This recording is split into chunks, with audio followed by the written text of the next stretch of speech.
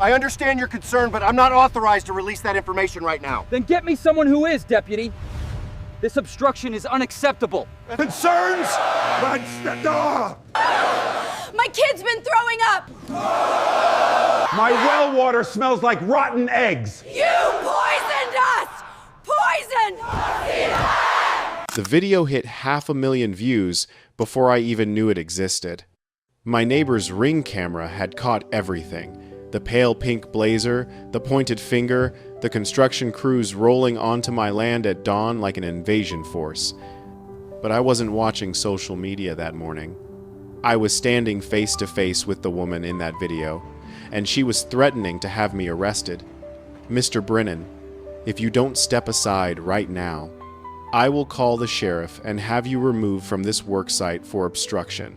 Patricia Vance stood 3 feet from me, designer sunglasses perched on her head, one manicured hand resting on her hip. Her tailored pale pink blazer and matching fitted pants looked absurdly out of place among the mud and diesel fumes.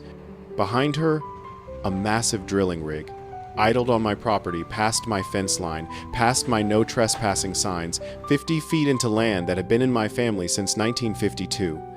This is my property, I said, voice steady despite the rage building in my chest.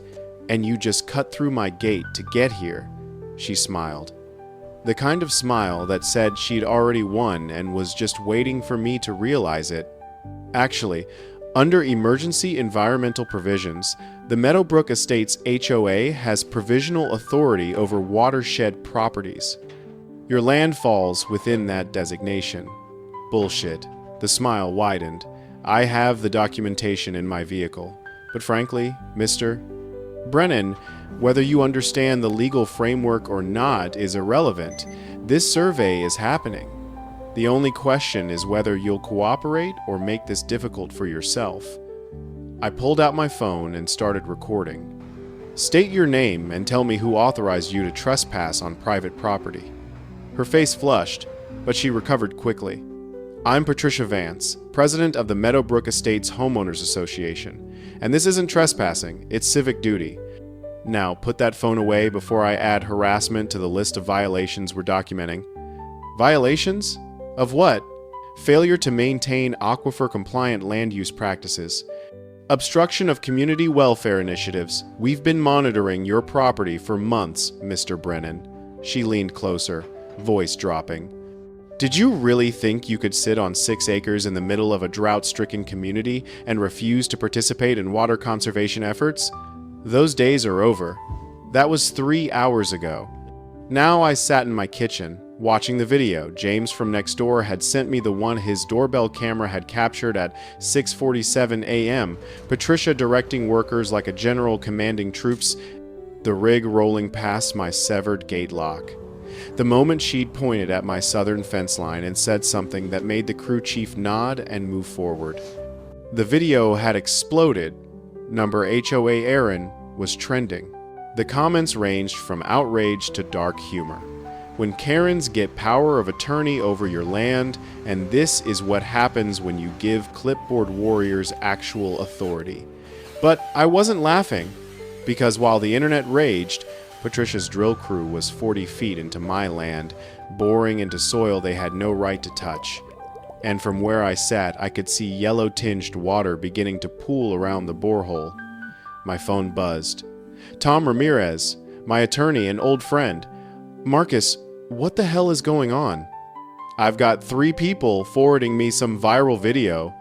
They're drilling on my land, right now. Without permission, without permits, without anything except their own made-up rules. Silence. Then, I'm 20 minutes away. Don't touch their equipment.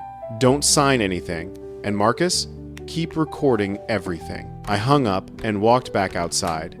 The air had changed. Something acrid and wrong drifted on the breeze. Not quite rotten eggs, but close. Sulfur. I'd smelled it once before, years ago, when a contractor hit a pocket during a highway expansion project in Mesa County. They'd evacuated the site within an hour, but Patricia's crew kept drilling. I grabbed my work gloves and a mason jar from the shed, approached the pooling water near the borehole, and carefully collected a sample. The liquid was cloudy, yellowish, and it stung my nostrils even through the glass. One of the workers, a kid who couldn't have been older than 25, watched me with nervous eyes. "You should probably step back, sir. We're not sure what we hit yet." "You hit sulfur?" I said. "And if you keep going, you're going to poison the entire aquifer." He glanced at the crew chief, who was on his phone near the trucks, then back at me. "I just do what they pay me to do, man." "Yeah?" I held up the jar. "Well, they're paying you to commit environmental negligence. Hope the check's worth it." I was sealing the sample in my truck when Tom's Lexus crunched up the driveway. He stepped out in a suit that looked wildly out of place among the mud and machinery, took one look at the operation, and his jaw tightened. "Jesus Christ, this is real. I tried to tell you." He walked the perimeter with me, documenting everything on his phone, the cut gate lock, the boundary markers they'd crossed, the drilling rig, the sulfur-tinged runoff. When we reached the fence line separating my land from Meadowbrook Estates, he stopped. "Marcus, look." On their side, the grass along the boundary was already yellowing. 3 ornamental shrubs looked wilted, their leaves curled and brown-tipped. And one of their prized red maples, the kind they'd imported from Vermont at God knows what cost, was dropping leaves like it was October instead of September. "It's spreading," I said. "Whatever they hit, it's not staying on my side." Tom pulled out his phone and started making calls, first to the county land office, then to someone named Dr. Sarah Chen. While he talked, I watched Patricia's white SUV finally roll back up the drive. She stepped out and strode toward us like we were the ones trespassing. "Mr. Brennan, I don't know who your friend is, but this is private HOA business." "Private?" Tom turned, and I saw the lawyer in him activate like a weapon system coming online. "I'm Thomas Ramirez, Mr. Brennan's legal counsel, and what you're conducting here is criminal trespass, unlawful excavation, and, based on what I'm seeing, environmental contamination. I'm formally demanding you cease all operations immediately and remove your equipment from this property." Patricia's smile never wavered. "I'm afraid that's not possible. We're in the middle of a critical survey phase, then you'll finish it from a jail cell. I'm calling the sheriff right now, and I'm also contacting the Colorado Department of Public Health about the sulfur discharge you've created." For the first time, Patricia's expression cracked. Just for a second. Then she recovered, pulling out her phone. "I'll have our legal team contact you, but this equipment stays until the survey is complete." "The hell it does," I said. She turned to me, eyes cold. "Mr. Brennan, do you have any idea how much legal trouble you're about to be in? Obstruction of community welfare. Refusal to cooperate with environmental initiatives. We have documentation of your non-compliance going back 6 months. By the time we're done, you'll be lucky if you can afford to keep this land." "Is that a threat?" "It's a promise." She walked back to her SUV and drove off, leaving her crew behind. The drill kept turning. The sulfur kept rising. And somewhere in the distance, I heard the first siren. But this wasn't the sheriff. This was something else. Something I'd spent 14 years trying to avoid. This was war. The first letter had arrived on a Thursday morning 2 weeks earlier. Plain white envelope, Meadowbrook Estates HOA return address, my name typed in that impersonal way that immediately sets your teeth on edge. "Dear Mr. Brennan, this correspondence serves as formal notice that your property at 4782 Ridgeline Road has been identified as non-compliant with regional water conservation mandates under Colorado Revised Statute. Section 3792602B. The Meadowbrook Estates HOA, in partnership with the Jefferson County Water Conservancy Board, will be conducting mandatory aquifer surveys on all properties within the designated watershed zone, including yours. Survey operations are scheduled to begin the 15th of September 2024. Your cooperation is required by law. Please contact our office to schedule access." I read it twice, then tossed it in the recycling bin. my land wasn't part of Meadowbrook Estates. I'd specifically bought outside their jurisdiction when I retired from construction litigation in 2010. I'd done my homework, triple-checked the surveys, confirmed with the county that my 6-acre parcel predated their development by 40 years. I paid separate taxes. I maintained my own roads. They had no more authority over my property than I had over theirs. But the letters kept coming. 3 more over the next 10 days, each one more insistent, each one citing different statutes and regulations I'd never heard of. The last one included a clause that made my blood run cold. Failure to comply may result in forced access under emergency environmental provisions. I should have called Tom then. Should have gotten ahead of it. But I'd spent 30 years dealing with bureaucratic bluffing in construction disputes. HOAs love to throw around official-sounding language to intimidate people into compliance. I figured if I ignored them long enough, they'd move on to an easier target. I was wrong.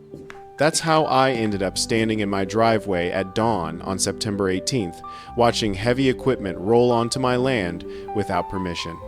That's how Patricia Vance, in her designer pink suit and 3-inch heels, came to be directing workers across property lines like she owned every inch of Colorado. And that's how a quiet Tuesday morning turned into the beginning of a nightmare that would poison an entire neighborhood and destroy lives. But I'm getting ahead of myself.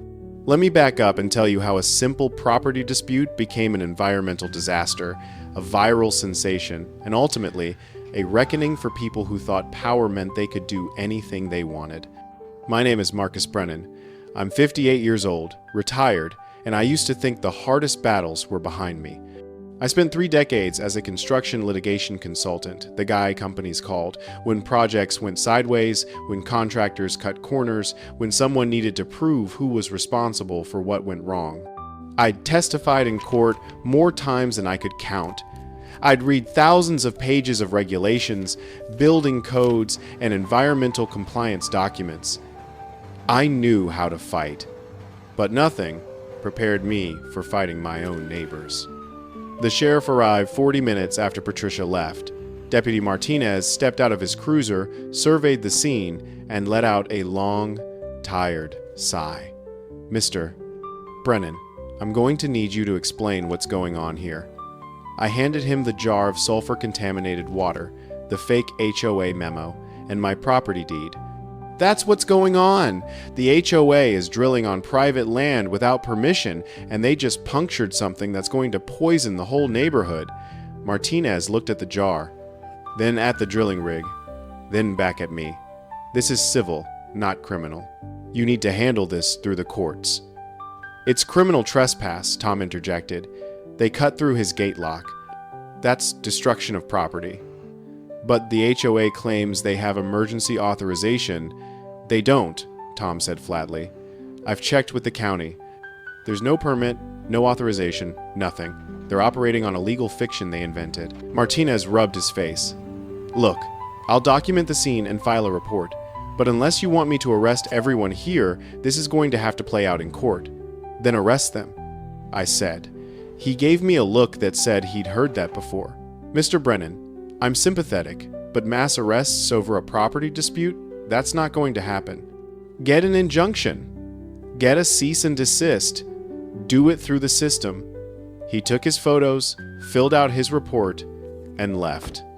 The drill crew, sensing they were in the clear, went back to work. Tom pulled me aside. "We need to escalate this. Now, I'm filing for an emergency injunction first thing tomorrow morning." "But Marcus, you need to understand this is going to get worse before it gets better. They've got money, they've got lawyers, and they've already decided you're the villain in their story. Let them," I said, watching yellow sludge bubble up from the borehole, "because I've got something they don't." "What's that?" "The truth. And a camera." That night, I sat at my kitchen table with my laptop and a bottle of whiskey I'd been saving for a better occasion. The house was quiet except for the distant hum of generators still running on my land. I opened a new document and started writing down everything, every letter, every conversation, every lie Patricia had told. Then I recorded a video, nothing fancy. Just me standing in front of the drilling operation in the fading light, explaining calmly and clearly what had happened. I showed the cut gate, the trespassing equipment, the sulfur runoff pooling like toxic soup. I held up my property deed and the worthless HOA memo side by side. And I ended with one simple question. If they'll do this to me, what makes you think they won't do it to you? I uploaded it to YouTube at 11:47 p.m. and went to bed expecting maybe a few hundred views from local busybodies. By morning, the video had 200,000 views. By noon, local news was calling. By evening, the HOA had issued their first public statement calling me a disruptive individual spreading misinformation about community welfare initiatives.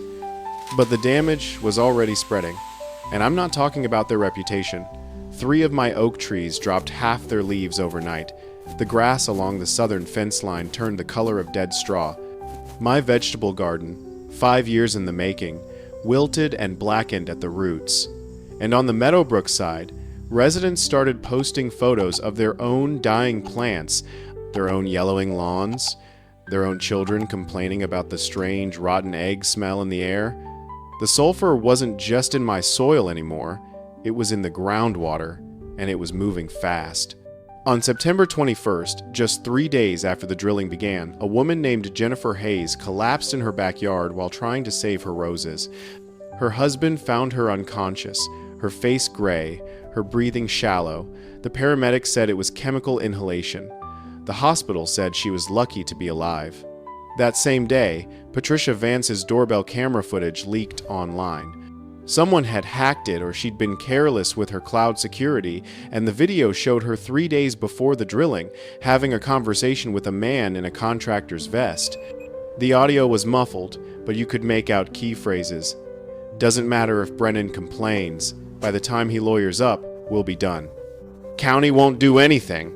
Just move fast. The video went more viral than mine. Number HOA Karen exploded. Memes proliferated. News outlets from Denver to national cable picked up the story, and by the next morning, Channel 9 was at my door. The reporter's name was Jessica Morales, and she didn't waste time on pleasantries. Her cameraman, Rick, set up while she fired questions at me like ammunition. Mr. Brennan, residents are saying this contamination could affect hundreds of homes. How do you respond to people who say you're blowing this out of proportion?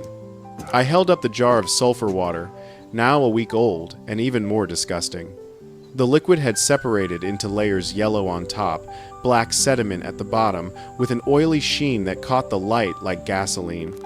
This came from the borehole the HOA drilled on my land. If anyone thinks I'm exaggerating, they're welcome to drink it. She didn't flinch. The HOA claims they were conducting a legitimate drought survey and that you've obstructed emergency water conservation efforts. Is there any truth to that? The only emergency here is the one they created. They trespassed, they drilled without permits, and they poisoned the aquifer. Everything else is spin. Have you had any contact with Patricia Vance since the drilling began? Just threats. Legal threats, personal threats. She told me I'd be lucky if I could afford to keep my land by the time they were done with me.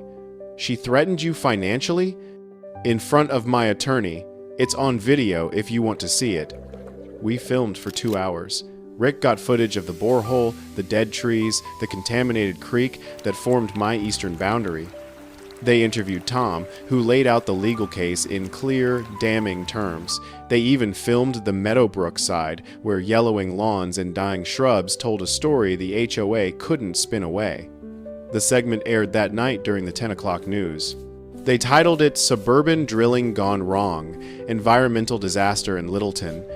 The footage was devastating my dead trees, the sulfur runoff, the spreading contamination, and then a shot of the Meadowbrook Estate's entrance sign, pristine and smiling, completely at odds with the dying landscape behind it. Jessica's voiceover didn't mince words. What started as an unauthorized drilling operation on private land has now become an environmental crisis affecting an entire neighborhood.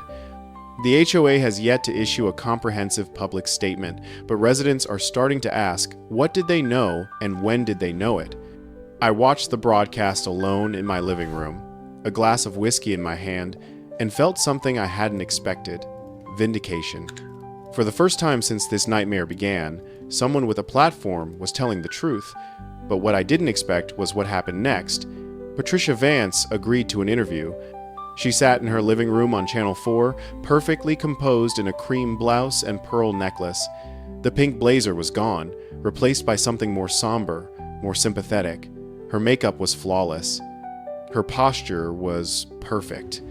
And when the interviewer asked her about the trespassing allegations, Patricia smiled, that same cold, calculated smile I'd seen in my driveway. I think there's been a fundamental misunderstanding about what we were trying to accomplish. Mr. Brennan has repeatedly misrepresented both the scope of our community initiative and his own role in obstructing it. The truth is, we've been trying to work with him for months. He refused every attempt at dialogue. We were left with no choice but to proceed under our legal authority to protect the community's water resources. But the county says you didn't have the proper permits. Patricia's expression remained.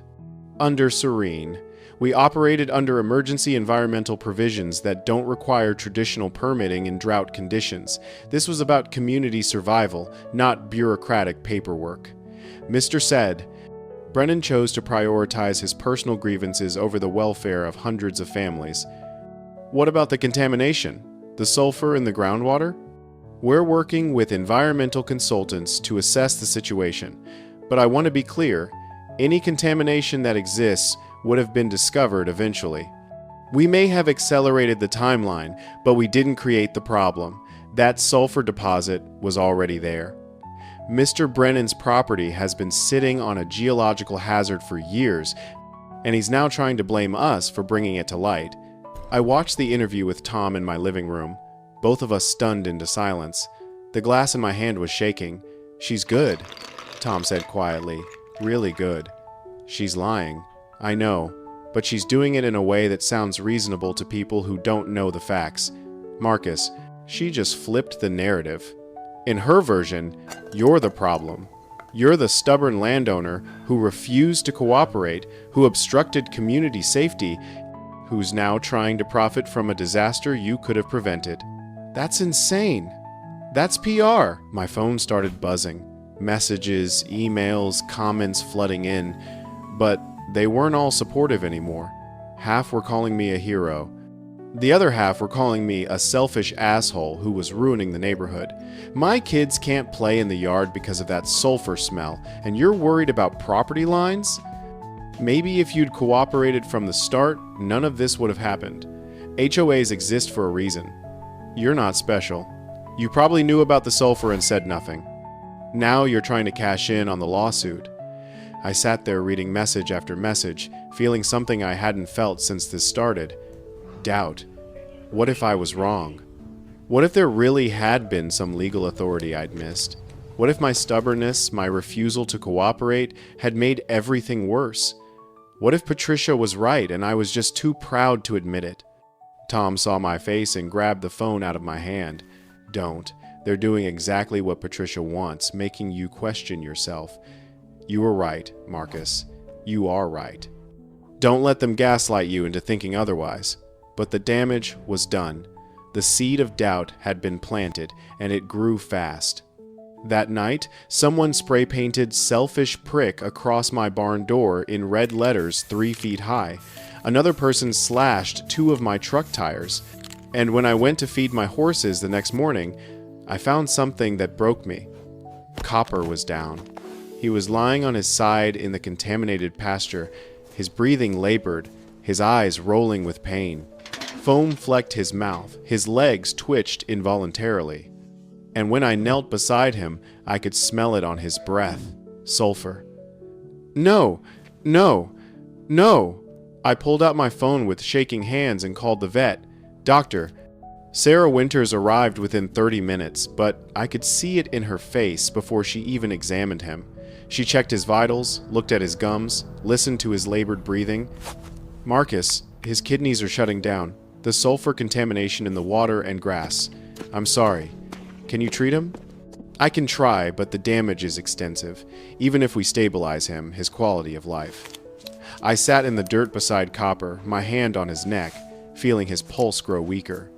He was 18 years old.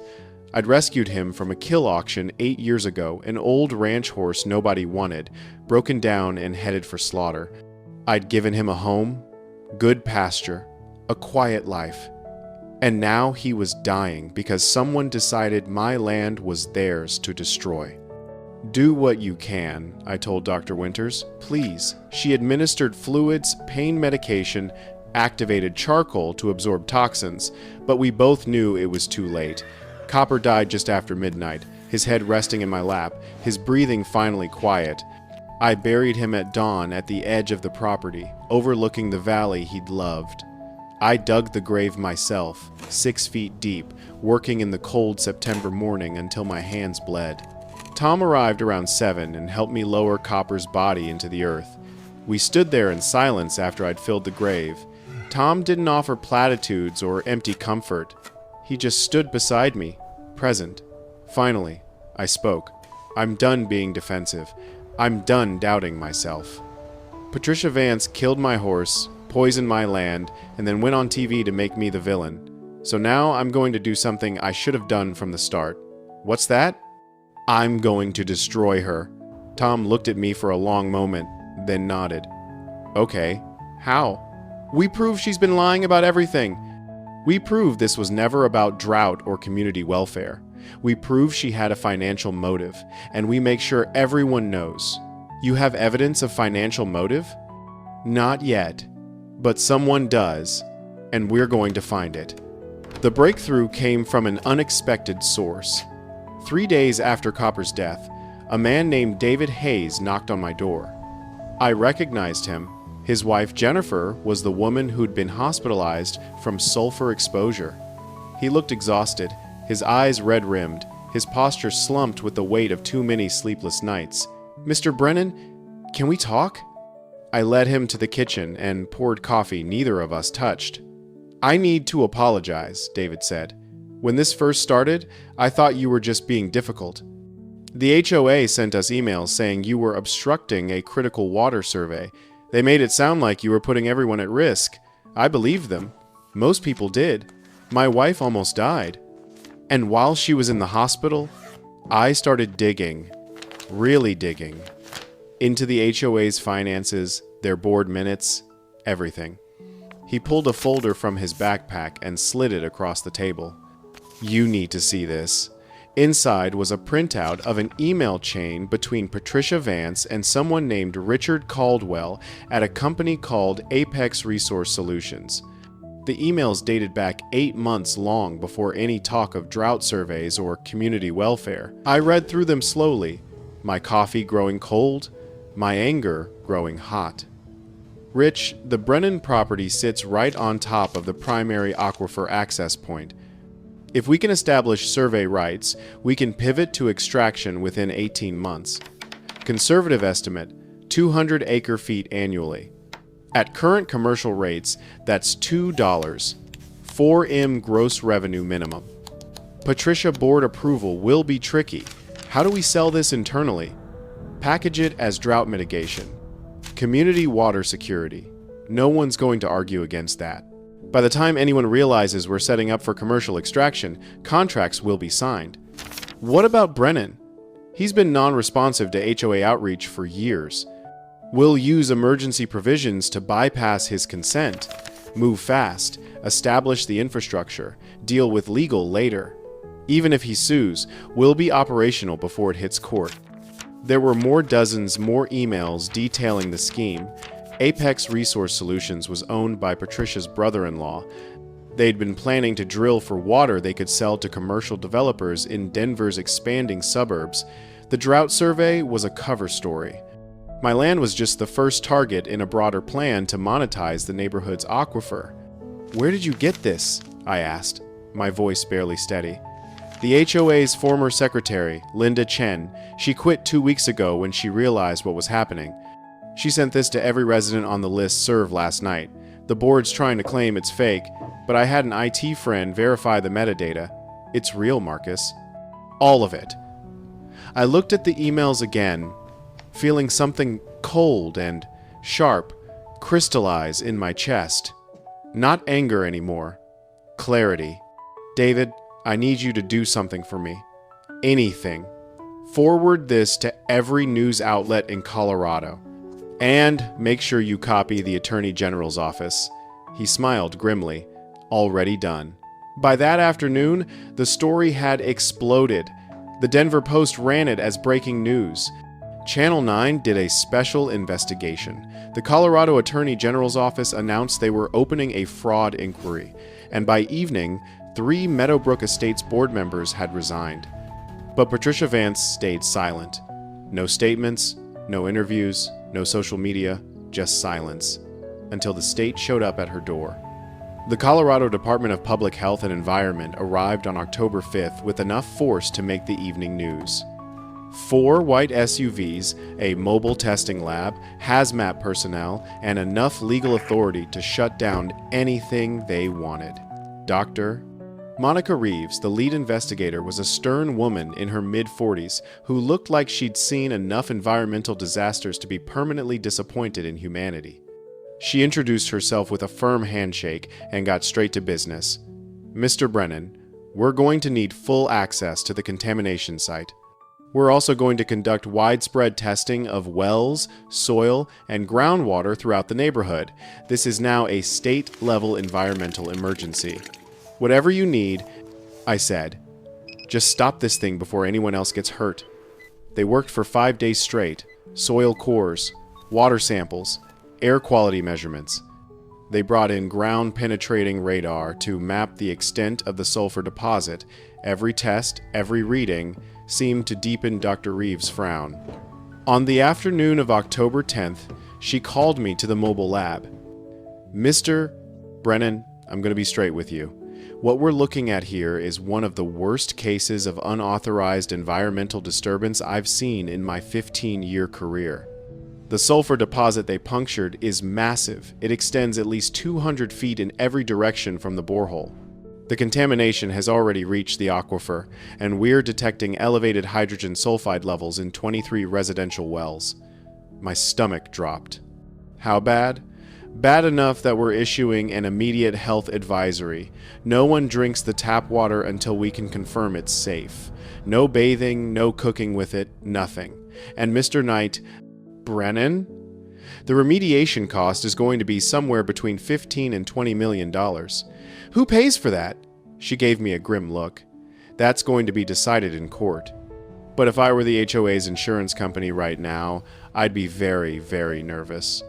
The health advisory hit the news that evening. By morning, Meadowbrook Estates looked like an evacuation zone. Bottled water deliveries lined the streets. Residents queued at the community center for free water testing. News vans blocked intersections. And through it all, Patricia Vance remained invisible. But the board couldn't hide forever. Under pressure from both residents and state officials, they finally scheduled an emergency meeting for October 12th. And this time, it was open to the public. The Meadowbrook Estates Community Center was packed beyond capacity. Every seat filled, people standing along the walls, spilling out into the parking lot. The air crackled with anger, fear, and betrayal. I arrived early and sat in the back row with Tom, both of us quiet observers in the storm we'd helped create. The 5 remaining board members filed in looking like condemned prisoners. Patricia took her seat at the center of the table, flanked by the vice president and treasurer. She wore a navy suit. The pink blazer was gone, replaced by something more somber. But her expression remained carefully neutral, like she was chairing a routine budget meeting instead of facing a room full of people whose lives she'd destroyed. The board president, an older man named Harold Chen, cleared his throat and began reading from a prepared statement. The Meadowbrook Estates HOA would like to address recent concerns regarding the Aquifer Survey Initiative. Concerns? Someone shouted from the crowd. My kid's been throwing up for 2 weeks. My well water smells like rotten eggs. You poisoned us. Harold tried to continue, but the room erupted. Residents stood, shouting over each other, demanding answers. One woman held up a jar of brown water. A man waved a stack of medical bills. The fury was palpable, volcanic. Patricia leaned into her microphone, voice cutting through the chaos. If everyone could please calm down. Calm down? A man I didn't recognize strode to the front, manila envelope in hand. I'm Frank Morrison. I'm a retired attorney. And this morning, I filed a class action lawsuit on behalf of 63 affected families. He slammed the envelope onto the table. You're being served. All of you. He dropped individual notices in front of each board member who stared at them like they were hand grenades. The room erupted again, this time in applause and angry vindication. Harold banged his gavel uselessly. Patricia's face had gone pale, but she kept her composure. That's when I stood up. The room quieted gradually, all eyes turning toward me. I could feel the weight of their attention, some grateful, some still resentful, all of them waiting to see what I'd say. Mr. Brennan, Patricia said, her voice ice cold, this meeting is for Meadowbrook residents only. I'm not here as a resident, I said, walking slowly toward the front.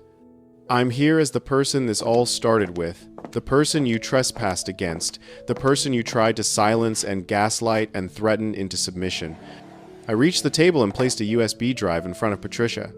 That contains every photo, every video, every test result, every email, proving what you really did here. The state has copies. The lawyers have copies. The press has copies. And now everyone in this room is going to know the truth. I turned to face the crowd. Patricia Vance didn't drill on my land to help this community. She did it to make money. She and her brother-in-law planned to monetize your aquifer, sell water to commercial developers while you paid the HOA fees that funded it. The drought survey was a lie. The emergency provisions were a lie. Everything was a lie designed to enrich her while she hid behind community welfare. Patricia shot to her feet. That is slander. It's documented fact, Tom said, standing as well. We have the emails. We have the financial records. We have testimony from your own former secretary. You committed fraud, environmental negligence, and trespass. And now you're going to answer for all of it. The room exploded. Residents surged forward, shouting questions, demanding explanations. Patricia tried to speak, but her voice was drowned out. Harold banged the gavel frantically. The vice president looked like he wanted to disappear. And then Patricia did something I didn't expect. She grabbed her purse and walked out. Just stood up, stepped away from the table, and walked through the crowd toward the exit. People shouted at her, blocked her path, but she pushed through with the same cold determination she'd shown in my driveway. Her heels clicked across the tile floor, that same sound, that same arrogance, until the door swung shut behind her. She'd fled her own meeting, abandoned her board, left them to face the consequences alone. The remaining board members sat frozen, deer in headlights, as the crowd closed in with questions they couldn't answer and fury they couldn't contain. I left quietly, slipping out the back exit into the cool October night. Tom followed, both of us silent until we reached my truck. That, Tom said, was the nail in the coffin. Good, I said, looking back at the community center where chaos still raged inside. Let's make sure it stays hammered down. The dominoes fell fast after that. Within 24 hours, 2 more board members resigned. The HOA released a statement calling the drilling operation an unfortunate error in judgment and promising full cooperation with state investigators. Patricia Vance listed her house for sale quietly, hoping to slip away before the legal consequences caught up. But Amanda Cortez, a school teacher who'd become one of the most vocal resident advocates, caught wind of the listing and posted it on every community forum with a headline, HOA president trying to run before trial. The backlash was immediate and vicious. Patricia pulled the listing within 24 hours, but the damage was done. She was trapped legally, financially, and socially. The Colorado Attorney General's office moved fast. On October 18th, they announced criminal fraud charges against Patricia Vance and her brother-in-law, Richard Caldwell.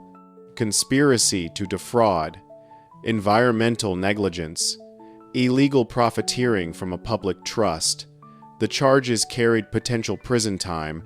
Highline Excavation LLC, the drilling company, declared bankruptcy after their insurance company refused to cover gross negligence claims. The contractors who'd actually operated the rig disappeared. No forwarding addresses, phones disconnected, and the contamination kept spreading. Dr. Reeves' team worked through October and into November, mapping the full extent of the damage. It was worse than anyone had imagined. The aquifer contamination extended across a 2-mile radius. 47 wells tested positive for dangerous levels of hydrogen sulfide and heavy metals. The soil beneath the Meadowbrook Community Center was so contaminated that the building had to be evacuated and scheduled for demolition. The community center, the crown jewel of the development, where families had gathered for birthday parties and holiday events, was now a toxic monument to arrogance and greed. Property values collapsed. Homes sat unsold for months. Families moved out. The pristine suburban paradise that Meadowbrook Estates had marketed itself as became a cautionary tale whispered at HOA conferences across the country. But something else was happening too, something quieter, but more important. The residents were organizing. Led by David Hayes, Amanda Cortez, and Frank Morrison, a coalition formed the Meadowbrook Accountability Project. They weren't just pursuing lawsuits, they were rebuilding governance from the ground up. They'd petitioned for state receivership of the HOA, implemented transparency requirements, established independent environmental oversight, and created a relief fund for families whose wells were still contaminated. And they invited me to speak at their first community forum under the new structure. I almost said no. I'd spent months fighting these people, and old habits die hard. But David called me personally. Marcus, you taught us something important. You showed us that standing up matters, even when it's hard, especially when it's hard. We want to thank you, publicly. So I went. The forum was held at Meadowbrook Elementary School. The community center was condemned. 200 people filled the gymnasium. Some I recognized from protests and news footage. Others were strangers who'd been dragged into this nightmare through no fault of their own. Amanda Cortez introduced me, her voice steady and sincere. This man saved our neighborhood by refusing to let powerful people get away with doing wrong. He didn't ask for this fight, but he didn't run from it either. And because of him, we're learning what real accountability looks like. The applause was long and genuine. I stood at the podium, looking out at faces that ranged from grateful to cautious to still uncertain, and realized I didn't have a speech prepared. So I just told them the truth. I'm not a hero, I said. I'm just a guy who got tired of being pushed around. I made mistakes. I should have acted sooner when those first letters came. I should have been less stubborn about reaching out for help. And maybe if I'd done things differently, some of this could have been avoided. I paused, gathering my thoughts. But here's what I learned. When people with power tell you to be quiet, to cooperate, to trust them, that's exactly when you need to ask questions. That's when you need to demand transparency. Patricia Vance counted on me staying silent. She counted on you staying silent, and the moment we stopped being silent, her whole scheme fell apart. I looked directly at David, at Amanda, at the faces of people who'd organized and fought back. The real story here isn't about me. It's about what you did. You organized. You demanded answers. You held your leaders accountable. That's what changed everything. Don't ever forget that you have that power. When I finished, a little boy, maybe 7 years old, walked up to me with a piece of paper. It was a crayon drawing, a stick figure standing in front of a house with trees around it. At the bottom, in shaky handwriting, it said, "Thank you for stopping the poison. I kept that drawing. It's framed on my wall now, next to Copper's bridle, and a photo of him standing in the pasture on a sunny morning before any of this began." The lawsuits dragged on through the winter. Patricia Vance's criminal trial was set for March 2025. Frank Morrison's class action was consolidated with 17 individual suits into one massive legal battle. Tom estimated it would be years before everything was fully resolved. But in late November, the HOA's insurance company made a move. They offered me a settlement, $850,000 plus full remediation of my property in exchange for dropping my lawsuit and signing a non-disclosure agreement. Tom called me the moment the offer came through. "Marcus, this is significant. More than we expected at this stage. They're scared. What's your recommendation?" He hesitated. "Financially, it's solid. You'd be made whole, and you'd avoid years of litigation. But personally, I think you should counter." "With what?" "No NDA, public apology, and a clause preventing the HOA from ever claiming jurisdiction over your land again, in writing, recorded with the county. And if they say no, then we go to trial, and we make them regret it." I thought about it for exactly 5 seconds. Counter. The negotiations took 3 weeks. The insurance company balked at the no NDA clause, calling it commercially unreasonable. Tom's response was elegant. "Then explain to a jury why you're more concerned with reputation than accountability." They caved 2 days before Christmas. Final settlement, $925,000. No NDA. A full public apology to be published in the Denver Post and Littleton Independent, and a permanent legal acknowledgement that my property existed outside HOA jurisdiction in perpetuity. They'd also fund the complete remediation of my land, soil replacement, new wells, everything. I signed on December 22nd, 2024. Tom cracked open a bottle of bourbon in his office, and we toasted quietly. "You won," he said. "No," I replied. "We survived. There's a difference." By January, the remediation crews arrived. They worked through the winter cold, excavating 60 tons of contaminated soil. They capped the borehole with reinforced concrete, installed French drains to redirect runoff, and brought in clean topsoil mixed with biochar to help absorb residual toxins. It was brutal work. I watched them dig out the poisoned earth, black-reeking, lifeless, and haul it away in trucks marked with hazmat symbols. They worked around Copper's grave, careful not to disturb it, and I was grateful for that small mercy. The land would take years to fully heal, but there were signs of life. By March, small green shoots began pushing through the new soil. By April, I'd planted vegetable beds again, tomatoes, peppers, herbs. The horses I'd been boarding elsewhere came home. Birds returned to nest in the surviving trees. The creek ran clear again. Patricia Vance's trial began in March 2025. I didn't attend, couldn't bring myself to sit in that courtroom and see her face again. But Tom went, and he sent me updates. She'd pleaded not guilty to all charges. Her defense was that she'd been misled by contractors, that the board had approved everything, that she'd acted in good faith. The jury didn't buy it. On April 15th, she was convicted on 3 counts of fraud and 1 count of criminal environmental negligence. Sentencing was set for June. She was facing up to 8 years in prison. Her brother-in-law took a plea deal and testified against her. Apex Resource Solutions dissolved. And the HOA itself operated under state receivership, every decision requiring approval from a court-appointed overseer. Meadowbrook Estates would never be the same, but maybe that wasn't a bad thing. On a warm Saturday morning in late April, I stood at Copper's grave holding a young oak sapling.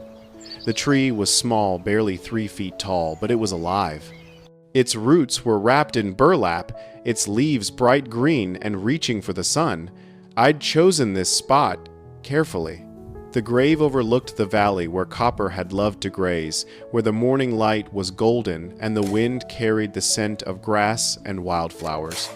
I dug the hole myself, deep enough for the roots to take hold.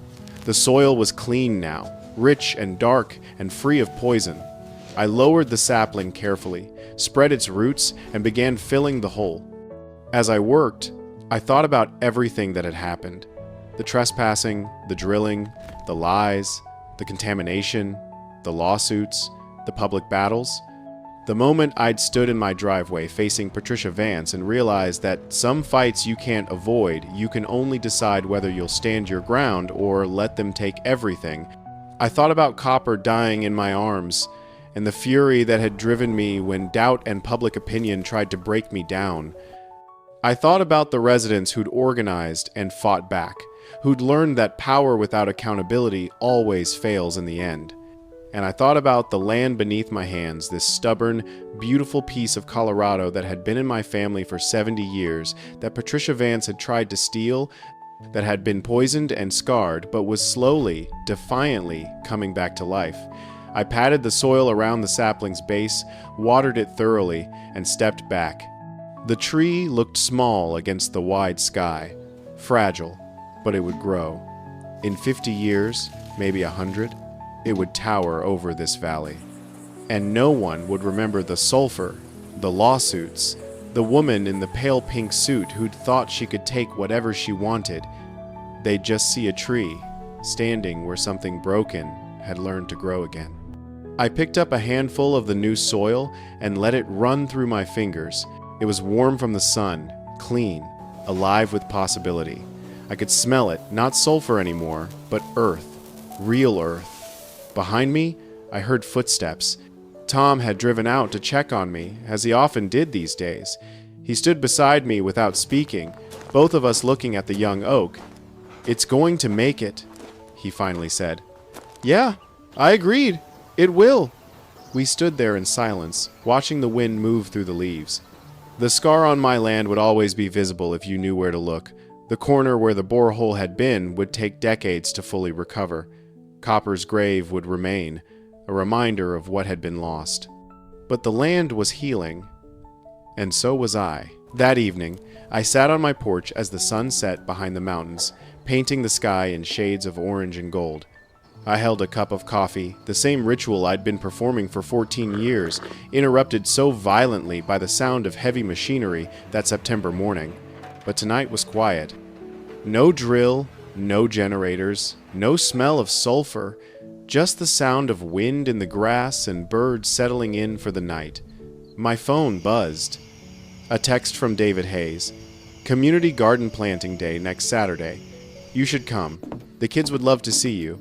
I smiled and replied, "I'll be there."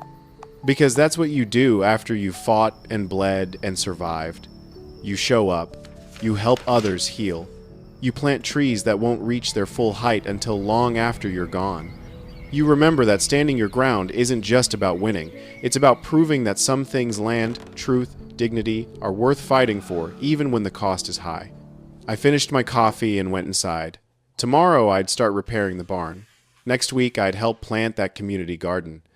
And in June, I'd sit in a courtroom and watch Patricia Vance learn that power without accountability always leads to the same place: justice. But tonight, I just sat with my land and let it be quiet. The ground was healing. And finally, after 8 months of war, so was I. The end